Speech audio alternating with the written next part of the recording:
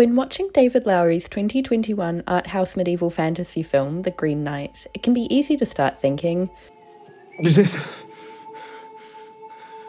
really all there is? Joseph Campbell's monomyth structure is built around the notion of a perfect man who follows a perfect path, completes his psychological complexes, and is supported by an array of stereotypical characters. Most importantly, this man never questions the point in doing all of this. We can deconstruct each stage of the monomyth in The Green Knight to reveal the flaws that Lowery is highlighting. In a typical monomyth departure, the hero is called to a higher purpose by a herald, from which point the familiar life horizon has been outgrown, the old concepts, ideals, and emotional patterns no longer fit, the time for the passing of a threshold is at hand. Typically, a character labelled the Threshold Guardian will try to prevent the hero from departing on his quest. The king must not engage in single combat. I'll go again. In The Green Knight, however, the Threshold Guardian is Gawain, the hero of the film. I'm not ready yet. I'm not ready. Reluctance to uptake his fate acts as the Threshold Guardian, making an obvious point about the meaninglessness of seeking out fate for fate's sake. The monomyth itself stands as an allegory for fate, a passage one must undergo in order to become a hero or a man. The villagers express the shared exasperation of the audience for Gawain to just get on with it, as we are so intertwined with the illusion of the monomyth from decades of indoctrination. In our eyes, learning one's myth is essential to the journey of individuation. Following the departure, whether willing or not, comes the initiation stage. It is in this ordeal that the hero may derive hope and assurance from the helpful female figure, also known as the goddess, by whose magic he is protected through all the frightening experiences of the father's ego-shattering initiation. After somehow stumbling his way through a series of messy events, Gawain finds himself at a castle, home to the goddess and father character.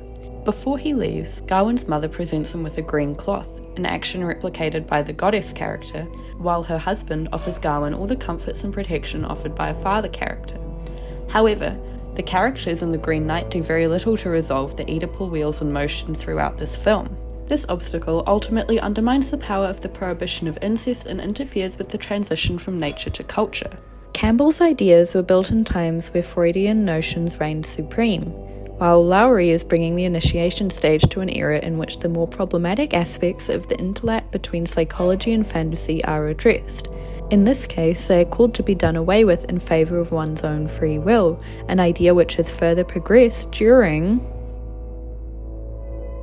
When the hero quest has been accomplished, the adventurer still must return with his life-transmuting trophy. Despite his entire quest, Gawain has not been able to complete the fate that was set for him at the beginning of the film, Wait!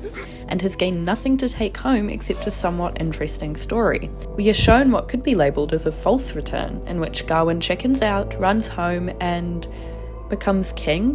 Where a traditional monomythic hero would become a successful king, Gawain fails miserably. This false return points to the evil inherent in rashness and excessive valour, and the flaws in the colonialist notion of a royal leader who refuses to take responsibility for the violence he causes and only accepts the crown he is born with.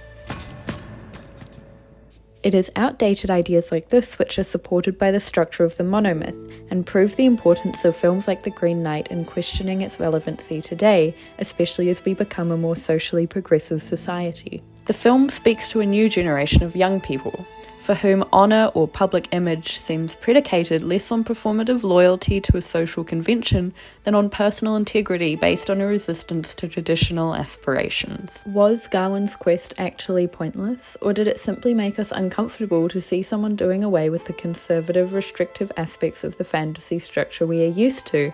It may seem daunting and challenging at first, but Lowery is inviting us to join him in telling Joseph Campbell's monomyth, Off with your head.